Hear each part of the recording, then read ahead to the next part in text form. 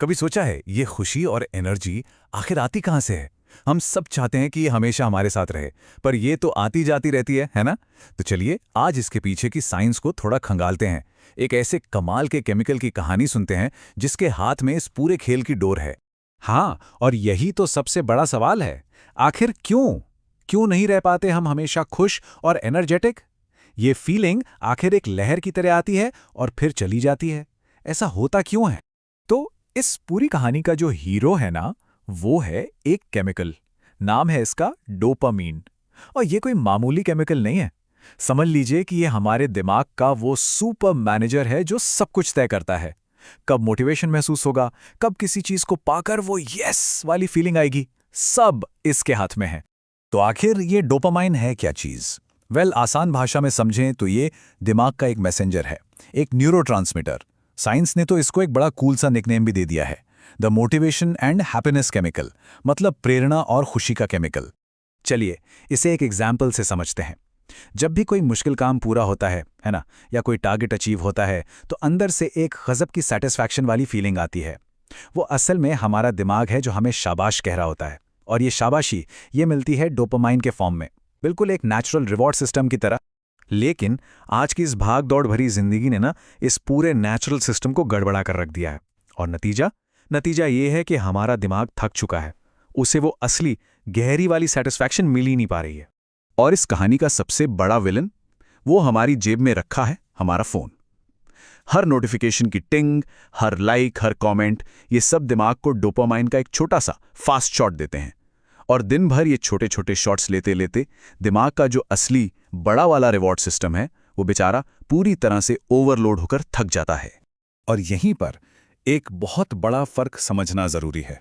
देखिए, एक तरफ है वो गहरी लंबी टिकने वाली खुशी जो किसी मुश्किल काम को पूरा करके मिलती है, और दूसरी तरफ है ये फोन से मिलने वाली इंस्टेंट खुशी।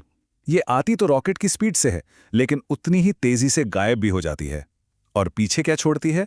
बस और पाने की एक बेचैनी। तो फिर सवाल उठता है कि इस थके हारे दिमाग को रिचार्ज कैसे करें?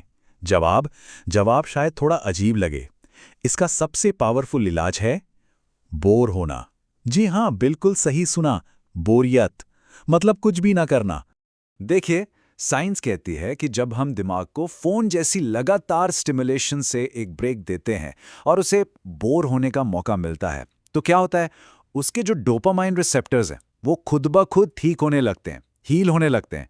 वो फिर से सेंसिटिव हो जाते हैं। इसको ऐसे सोचिए, बोरियत दिमाग के लिए एक रीसेट बटन दबाने जैसा है। जैसे कंप्यूटर को रीस्टार्ट करने पर वो फ्रेश हो जाता है ना, बिल्कुल वैसे ही बोरियत दिमाग को लगातार मिल रहे सिग्नल से ब्रेक दे देती है। इससे रिसेप्टर्स को आराम मिलता है और वो अपनी असली पावर, अपनी सेंसिटिविटी वापस पा लेते हैं। ओके, तो दिमाग को रीसेट करने का तरीका तो समझ आ गया, पर इसके अलावा और कौन से नेचुरल, बिल्कुल सिंपल तरीके हैं जिससे डोपामाइन का लेवल आराम से ठीक रखा जा सकता है, जिससे वो असली वाली खुशी महसूस हो सके? तो चलिए अब बात करते हैं कुछ ऐसे बिल्कुल सीधे साधे लेकिन बहुत ही पावरफुल तरीकों की, जो दिमाग को फिर से उसके नेचुरल बैलेंस में लाने में मदद कर सकते हैं। इन तरीकों को हम आसानी से 3 पार्ट्स में बांट सकते हैं। पहला, शरीर को जगाना। दूसरा, मन को शांत करना। और तीसरा, दिमाग को एक गोल देना। चलिए एक एक करके इन तीनों को आराम से समझते हैं। तो सबसे पहला काम, शरीर को जगाना।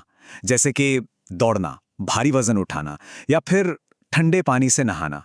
अब ये चीजें शरीर को एक तरह का हेल्दी शॉक देती हैं, और इस शॉक से डील करने के लिए दिमाग क्या करता है? वो तुरंत और बहुत सारा डोपामिन रिलीज करता है, ताकि शरीर फोकस कर पाए और एनर्जी महसूस करे।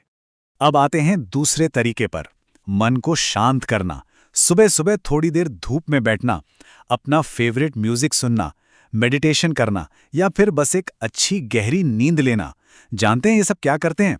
ये कॉर्टिसोल यानी कि स्ट्रेस हार्मोन को कम करते हैं, और जैसे ही स्ट्रेस कम होता है ना, डोपामाइन का सिस्टम अपने आप ऑटोमेटिकली बेहतर काम करने लगता है।